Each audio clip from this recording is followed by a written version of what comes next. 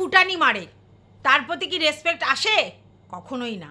তা বইয়ের টাকায় ফুটানি মারে তুই, মারু, ম্যান্ডি, তিনজনেরই বর। এটা তো বাস্তব।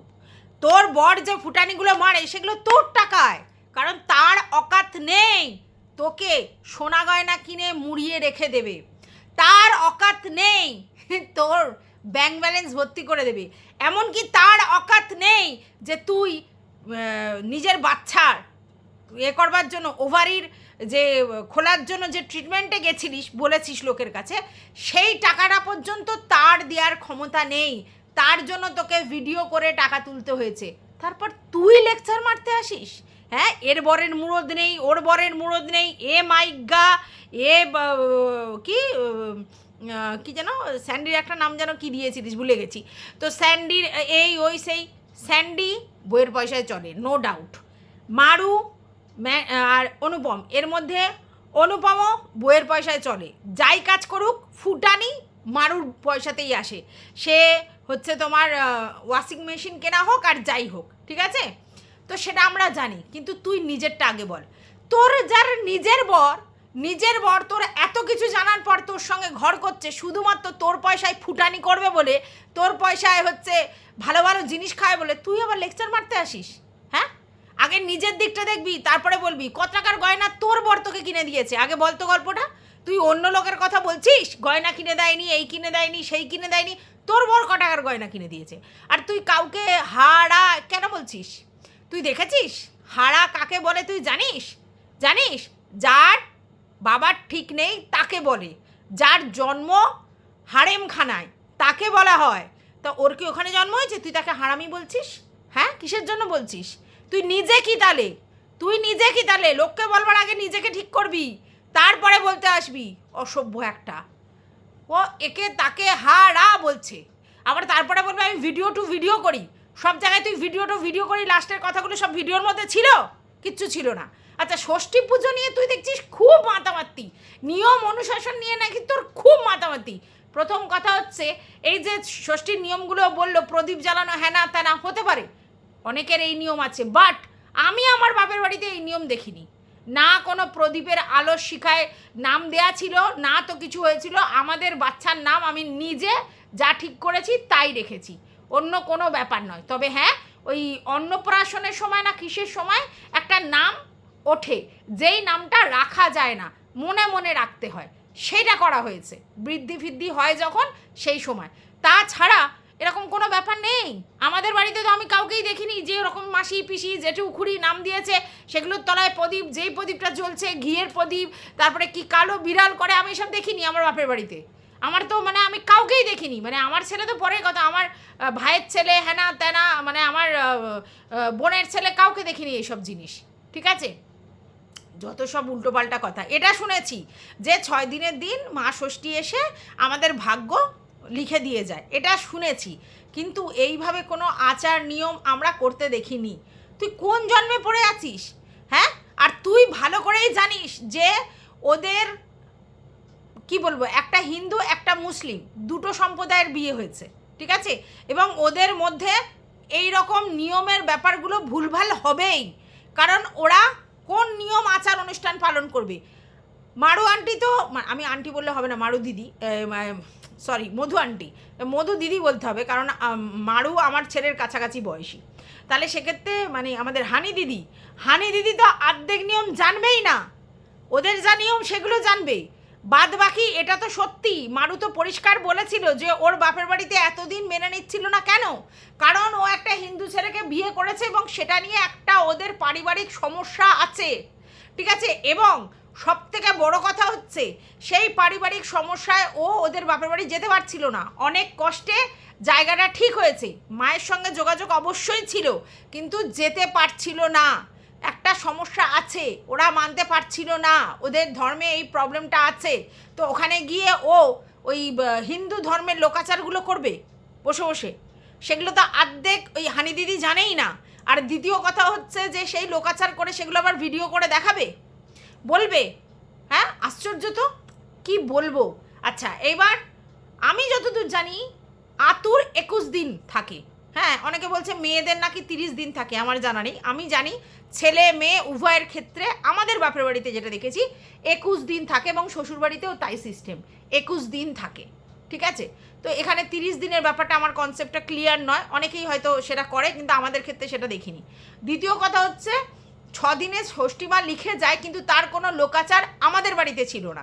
তাহলে এরকম অনেকেই আছে, ও যেটা জানে, ইউটিউবে যা দেখেছে, যে শো অফগুলো দেখেছে, সেগুলোই যে করতে হবে তো কোনো মানে নেই। এবার ও বলছে মিথ্যাচার করছে। মারু একদিন পরিষ্কার ভিডিওতে বলেছে যে একটা নাম আমরা ডাক নাম হিসেবে সিলেক্ট করেছি, কিন্তু ওইভাবে কোনো প্রপার নাম রাখা হয়নি। যেই নামটা আমরা বার্থ সার্টিফিকেটে দিতে পারবো সেই নামটা এখনও রাখা হয়নি, এটা বলেছে। ও বলেনি যে নাম একদমই ওঠেনি বা দেখিনি, ও বলেছে যে সেটা আমরা ডাকনাম হিসেবে হয়তো বলতে পারি, একটা নাম এমনি ঠিক করা হয়েছে, কিন্তু সেই নামটা কন্টিনিউ হবে কিনা সেটার অ্যাসুরেন্স নেই। তুই বলছিস কেন নাম রাখা হয়নি, ৬৬ হয়নি, তাহলে কোনো নিয়ম পালন করছে না। তবে আরে নিয়ম পালন না করুন, মনুষ্য ধর্ম তো আসল। তুই কোন হিন্দু ধর্মের হেই সেই করে তুই তাল লাগাচ্ছিস? কিসের জন্য তাল লাগাচ্ছিস? এটা সবাই জানে, এরা দুজনে বিধর্মী বিয়ে করেছে, স্পেশাল ম্যারেজ অ্যাক্টে বিয়ে করেছে। তোর যদি এত চিন্তা ছিল, তুই কেন ওদের রেজিস্ট্রি ম্যারেজে ছিলিস? কেন সাক্ষী দিয়েছিলিস? কিসের জন্যে? তুই জানতিস না যে ওরা দুজন হচ্ছে দুই ধর্মের, তাহলে দুটো ধর্মের একসাথে বিয়ে হচ্ছে, এইখানে একটা সমস্যা তৈরি হতে পারে ধর্মের ব্যাপারে, তাহলে তুই সেখানে গিয়ে কেন ওদেরকে সাক্ষী দিয়েছিলিস? আজকে তুই সেই ধর্ম নিয়ে মাথা ব্যথা করছিস, সনাতনী ধর্ম এই, হিন্দু ধর্ম এই, সেইখানে এই উস্কাচ্ছে, অমুক করছে তমুক করছে, ওরা সনাতনী ধর্মকে এই করছে ওই করছে, কেন কিসের জন্য? তাহলে তোকে তো পরিষ্কার বোঝা যাচ্ছে তুই ইচ্ছে করে সনাতনী ধর্মের লোকেদেরকে ইচ্ছে করে টার্গেট করছিস, যে এই মারু এই করছে, মারু মিথ্যাচার করছে, মারু সেটা করছে, মারু ওটা করছে। অনেক কিছু জিনিস আছে যেগুলো আমরা মানতে পারি না, লোকাচার করতে পারি না। আর এইখানে সব থেকে আগে বুঝতে হবে ও বাপের বাড়িতে রয়েছে, ওর বাপের বাড়িতে হিন্দু ধর্মের নিয়ম অনুশাসন মানা হবে না, এটাই বাস্তব, ঠিক আছে? এইবার ওখানে ওদের নিয়মটাই ও পালন করছে, তো সব কিছু ওই জন্য দেখাচ্ছে না, এটাও পরিষ্কার। আর তুই সেই ষষ্ঠী নিয়েই পড়ে আছিস, কী ব্যাপার? তোর তো একটাই দেখছি কন্টেন্ট, তুই ষষ্ঠী ষষ্ঠী ষষ্ঠী, এটা বলেছি বলে চলে গেছে, এটা বলেছি বলে, তুই সব জেনে শুনে কেন বলছিস? তুই তো ছিলিস ওই বিয়েতে, তাহলে তুই সব জানতিস না? তুই এটাও জানতিস স্পেশাল ম্যারেজ অ্যাক্ট মানে মারু হচ্ছে মুসলিমই আছে এখনো পর্যন্ত, ঠিক আছে? তো সব ধর্মের ঊর্ধ্বে, আবার বলছি মনুষ্য ধর্ম, তাদের ফ্যামিলিতে যদি কোনো প্রবলেম না থাকে, তাহলে তুই কি করে ইচ্ছে করে ধর্মের সুশ্রুতি দিচ্ছিস? কেন দিচ্ছিস? তুই বলছিস যারা মা হয়েছে ষষ্ঠী পুজো করেছে তাদের, তোর এত মাথা ব্যথা কিসের? কে মা হয়েছে, তারা ষষ্ঠী পুজোর কি করেছে না করেছে তুই জানিস? তুই সব জানিস? ওরা তো ওইগুলো ভিডিওতে দেখায়নি, ওরা কি ওই ভিডিওতে ওগুলো দেখিয়েছে? হ্যাঁ, অসভ্যতম করার আর জায়গা পাওনি না, ইচ্ছে করে এইসবগুলো বলছো। তুই কটা নিয়ম মানিস? হিন্দু সনাতনী ধর্মের কটা নিয়ম তুই মানিস? হ্যাঁ, তুলসী তলায় তুই বাতি দিতে উঠেছিস জুতো পরে, তুই অষ্টমীর দিন বিরিয়ানি খাচ্ছিস বসে বসে বাড়িতে খাটের উপরে, পেপারের মধ্যে খাবারটা নিয়ে। তুই ম্যান্ডিদের বাড়িতে গিয়ে খাটের উপরে থালা নিয়েই খেয়েছিস, পরিষ্কার ম্যান্ডি বলেছে, ঠিক আছে? তুই দশমীর দিন সিঁদুর খেলা, এটা আমাদের লোকাচার হিন্দু ধর্মের, সেটা না করে তুই কি করেছিস? তুই গিয়ে সেখানে বারে ড্যান্স করতে গেছিস। হ্যাঁ, নাটক করতে এসেছো তুমি। হ্যাঁ, নাটক করার আর জায়গা পাও না। এই মানে নি ও মানে, তুই কোনটা নিয়মটা মেনেছিস? তুই যে এত বড় বড় নিয়ম করছিস, তুই কোন নিয়মটা মেনেছিস? তোর লজ্জা করে না? তুই একই পরিবারের দুটো যে ছেলের সঙ্গে একসাথে তুই রিলেশন রাখিস, এবং সেখানে তুই ভগ্নুর ব্যাপারটা জনসমক্ষে আসার পর তোর সেটা প্রমাণ করার কোনো জায়গা আছে যে না এটা নয়? তুই উল্টে বলছিস আমি কি ওদের বলেছি, ওদের প্রমাণ দাও। ওরা কোথা থেকে প্রমাণ দেবে? তোর ভয়েস রিভিল করেছিস, তুই নিজে মুখে সব বলছিস, তারপরে নাটক করতে বসেছো। হ্যাঁ, এখন ও দেখতে পাচ্ছে ম্যান্ডু কন্টেন্টের থেকে মারু কন্টেন্টে বেশি, কারণ ম্যান্ডু কন্টেন্টে অনেক হয়ে গেছে, আর কত করবে, আর কত করবে? তাই জন্য এবার মারুতে ডাইভার্ট হয়েছে। দেখেছো তো, তোমাদেরকে আমি বললাম কালকের কেন ভিডিও করেনি, আজকের কি করে দুটো ভিডিও করছে, এই জন্য করছে, কারণ ও খুব ভালো করে জানে কালকের ওই ভিডিওটা দেখি ওয়েট করি কি করে, তারপরে দেখলো যখন আসলো না কিছু, তখন শুরু করেছে, বলছে লাইভে আমাকে নিয়ে প্রচুর নোংরা নোংরা কথা হচ্ছে সেইখানে একটা কি কচু খেতে গেছে শুয়োরে এসব বলছে। তো তুই যখন মারুর সঙ্গে মিশেছিলিস তাহলে তুই কি ছিলিস? যদি ধরে দিলাম মারু কচু, তাহলে তুই নিশ্চয়ই তখন শুয়োর ছিলিস।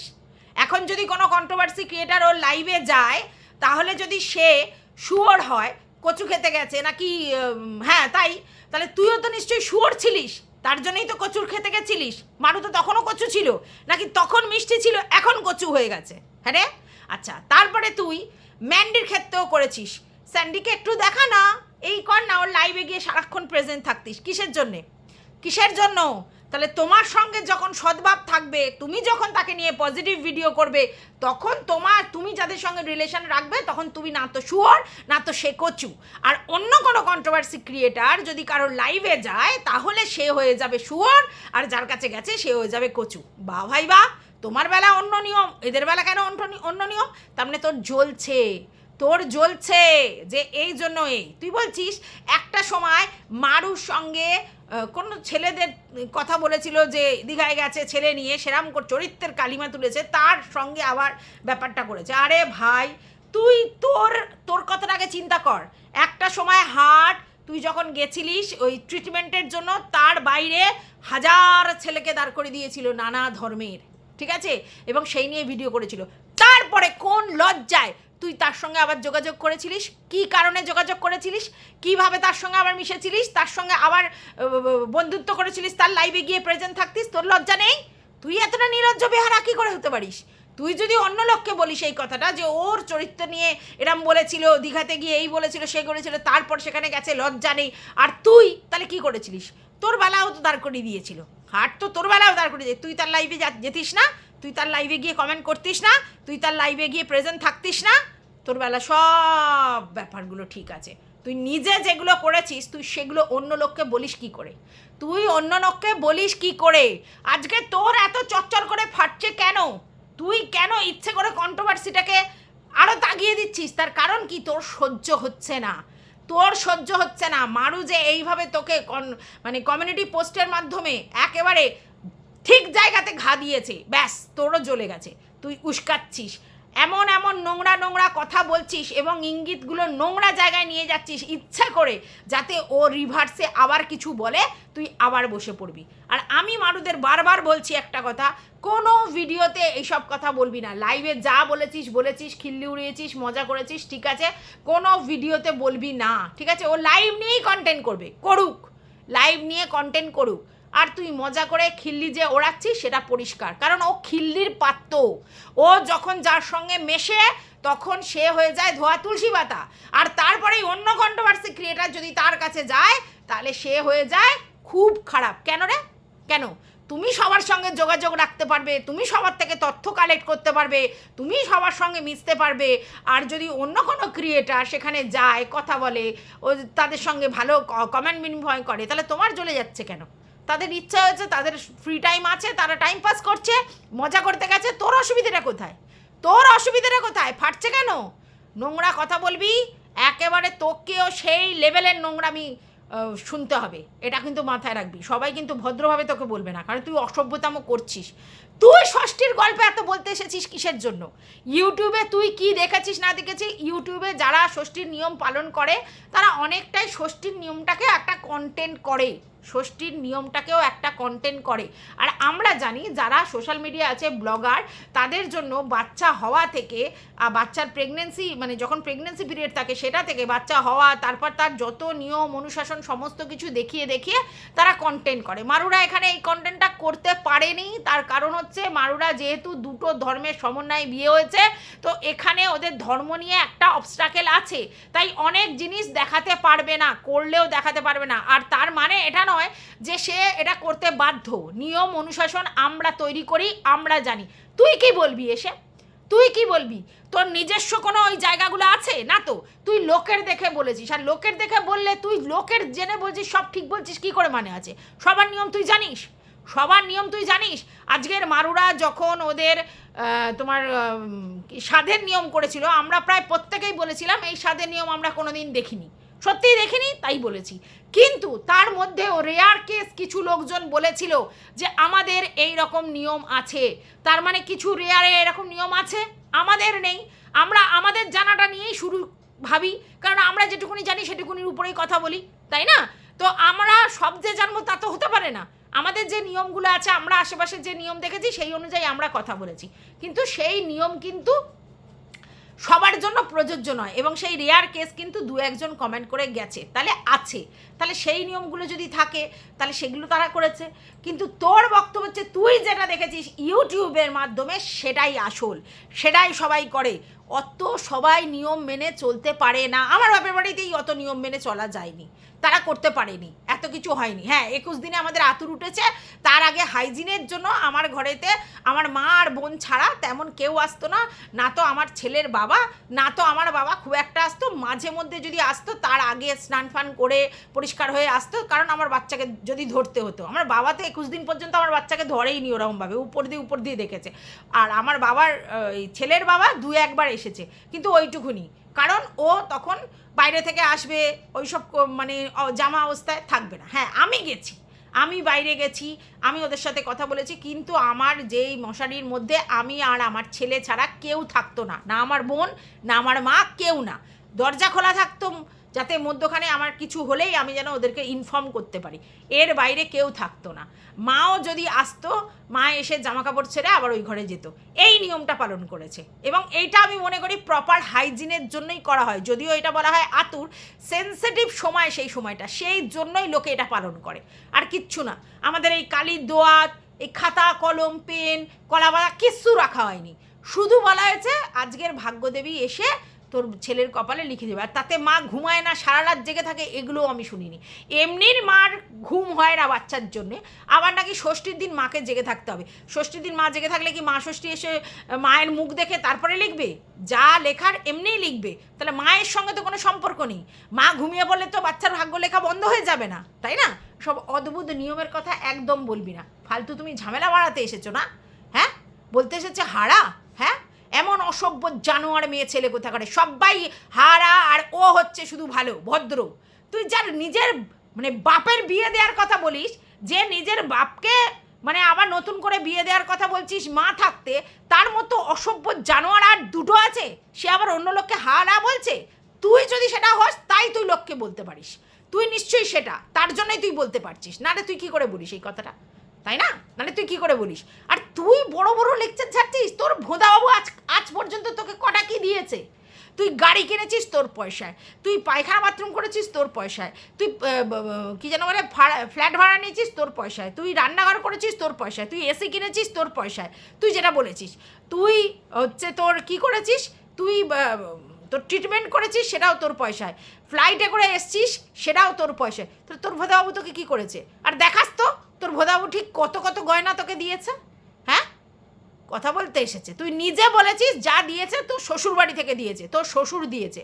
তোর ভোদাবাবুর তো কিছুদিন কাজই ছিল না করোনার পিরিয়ডে, তোর শ্বশুর মশাই খাইয়েছে, তোর শ্বশুর মশাই সব দিয়েছে। তুই আবার বড় বড় লেকচার ছাড়ছিস, এ মাইগা, ও কি ঘর জামাই, ও এই সেই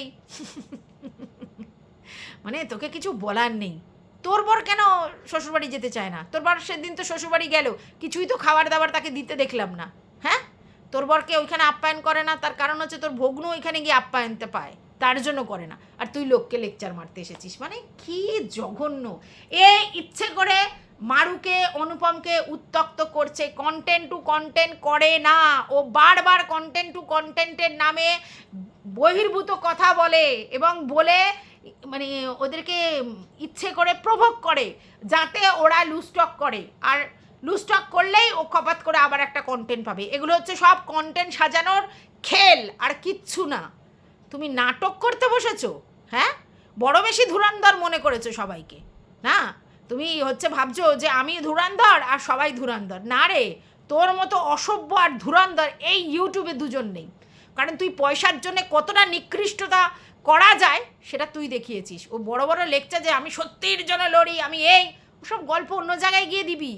তোর অ্যাকচুয়ালি রিভেঞ্জ মেন্টালিটি, তোকে পাত্তা দেয়নি। তোকে যখনই কেউ পাত্তা দেয় না তখনই তুই কন্ট্রোভার্সির নামে রিভেঞ্জ নেওয়ার চেষ্টা করিস, কারণ তোর অ্যাকচুয়ালি তোকে সমাজে কেউ পাত্তা দেয় না, তোর অ্যাকচুয়ালি কোথাও পাত্তা নেই, সেটা তুই খুব ভালো করে জানিস। আর তার জন্য ইউটিউবে ওই কিছু ভিউয়ার্স পাত্তা দেয় বলে তুই ভাবিস সব ব্লগার আমাকে পাত্তা দেবে। তুই ওখানে যাস পাত্তা নেওয়ার জন্য, তারপরে তোকে লাথ মারে যখন, তোর রিভেঞ্জ মেন্টালিটি একেবারে কেঁপে কেঁপে ওঠে, আর তারপরেই তুই কন্ট্রোভার্সি করতে বসে যাস এবং কন্ট্রোভার্সির নামে এরকম অসভ্যতামও করিস। জঘন্য মেয়ে কোথাকার এক।